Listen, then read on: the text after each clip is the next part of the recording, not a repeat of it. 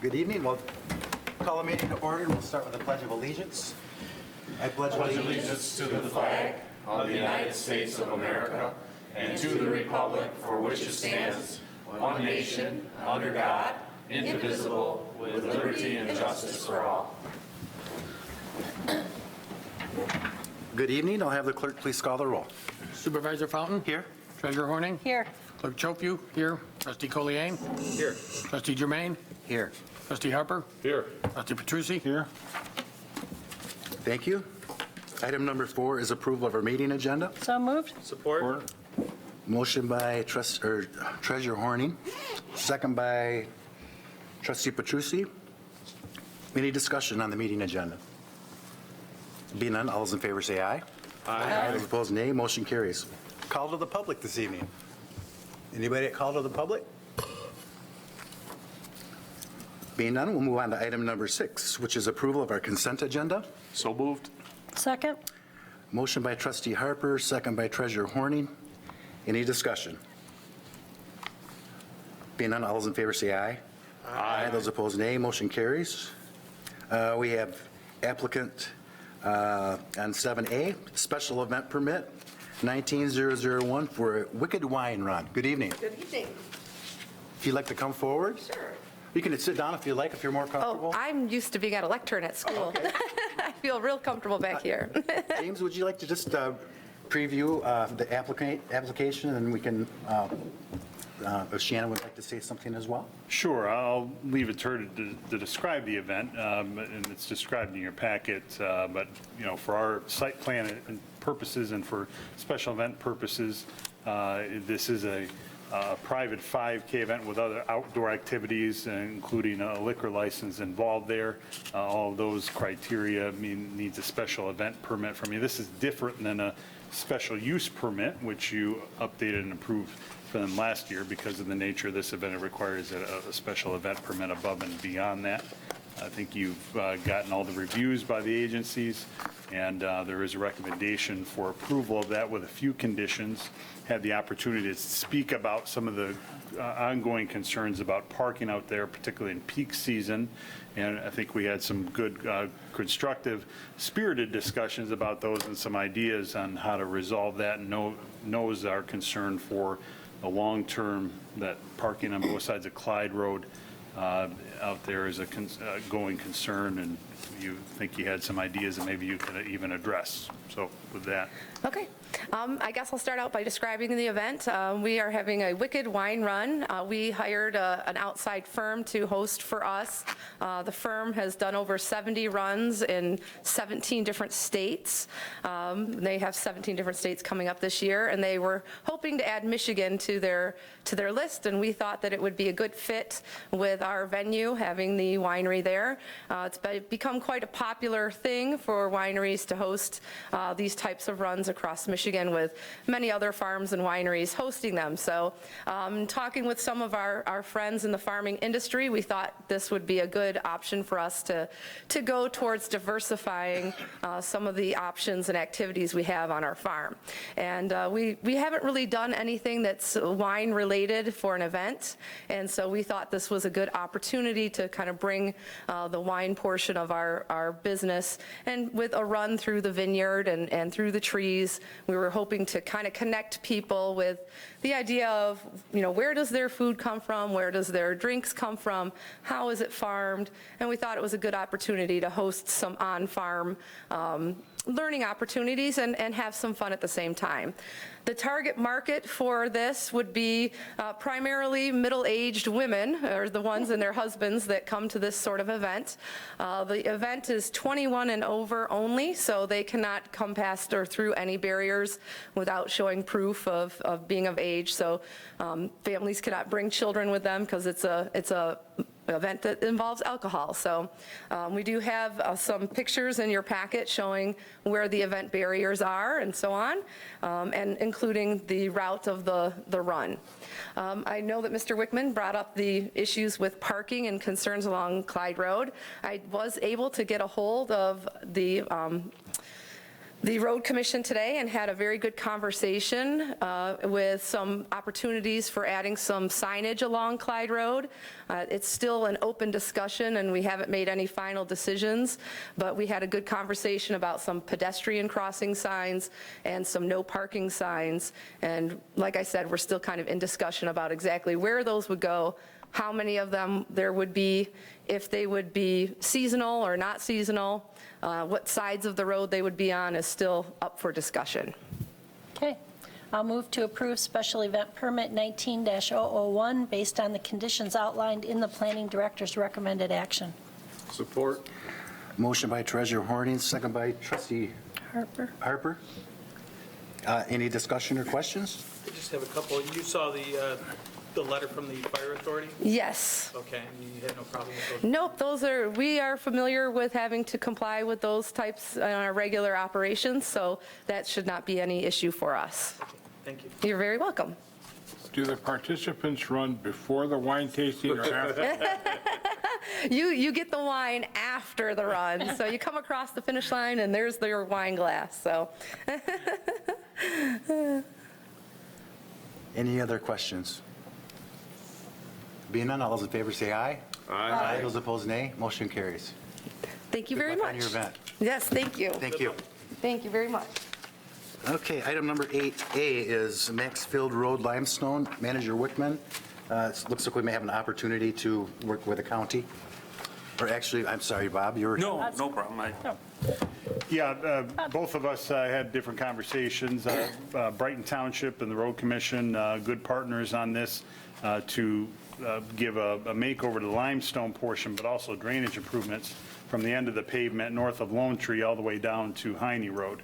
That will be new limestone paid for, Brighton Township for their section, our section we would pay for, and the drainage improvements and oversight and everything from the Road Commission. So it's a win-win all the way around. And as we talked about at the last work session, we're really able to do this because we've been able to stretch that dollar on the road millage. We've saved money overall, and this, there's some monies available to do that. Bob can talk about the contract, the agreement to do it, and I don't think that we've really got a timeline for that yet. No, right now the timeline is scheduled for once school lets out. Obviously, the current road conditions, there's just way too much moisture, and to even grade them at this point in time, the road commission is doing the best they can given the circumstances. I also wanted to add this contract, part of the agreement is both Brighton Township and Hartland Township are only responsible for the cost of the material. So the $108,000 contract, Hartland Township's portion, is strictly for the limestone material to be delivered on site. The labor and all the equipment, the ditching and any and all tree removal will be on the road commission's dime. So again, it's a great opportunity between all three organizations. How extensively are they going to put the drainage in? Is it going to be kind of like Blaine, where they just knocked out a bunch of trees and did it right, or is this kind of like a... It's proving to be very challenging, given the size of the trees and how far back they're going to cut.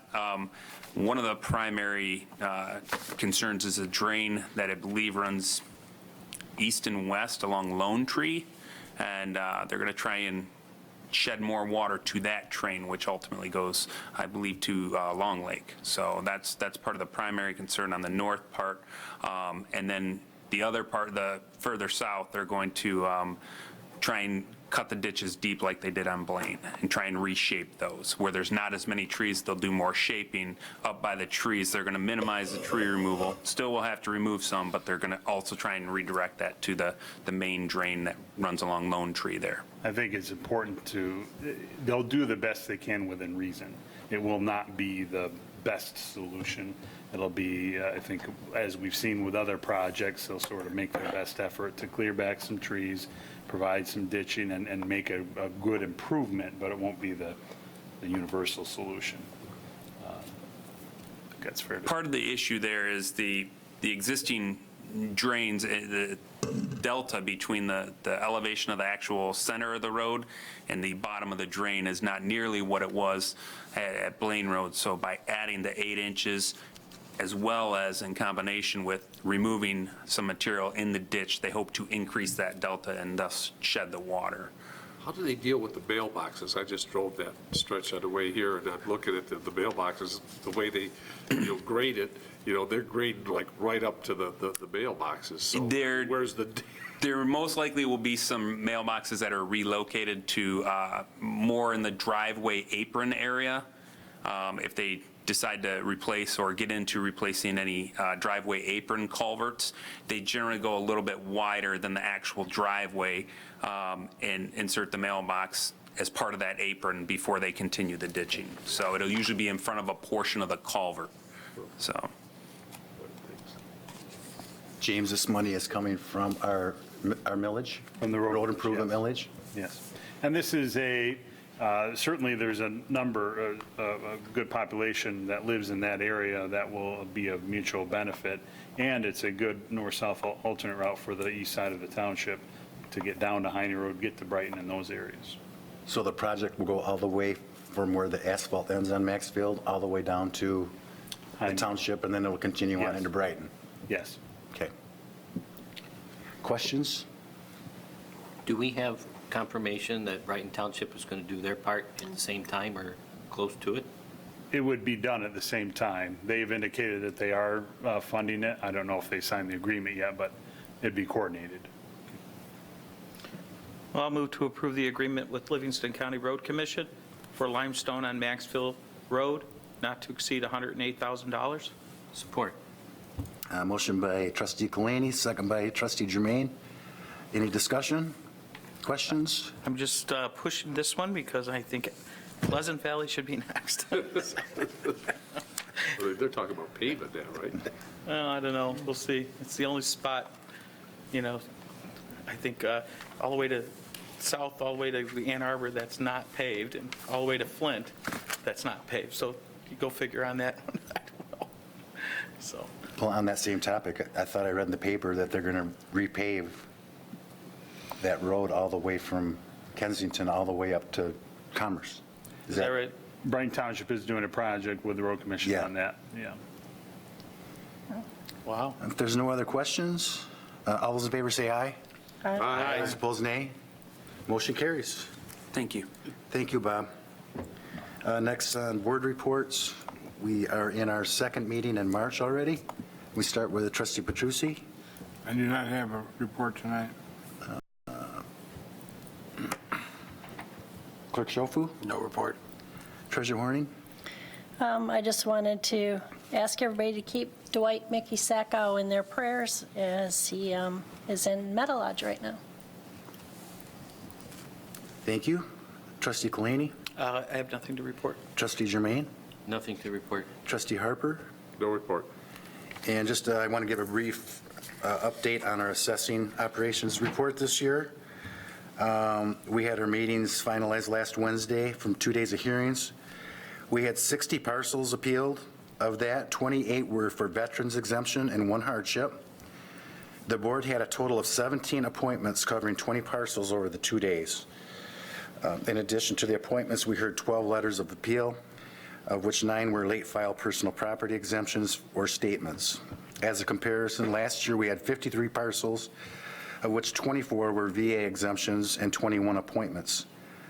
Our final assessed value of $884,193,600 is the highest it has been since 2007. The board is sitting in a session of the minimum amount of time it can spend by statutory requirements. We have to have 12 hours for our population, and this has been the case for the last 5 years. And if you recall, not too many years ago, we used to have 2 board of reviews, and we have 250 appointments. So as you can probably notice, we only had, how many did I say came? 17 actual physical appointments over the 2 days. So people are playing some cards, I guess, would just say the case. But anyway, that was just a quick update, and give a little shout out to our assessing team, and to have that few at a review says a lot for his efforts. So If there's nothing else, we'll take a brief recess and we'll go into our information and discussion. We're in a brief recess.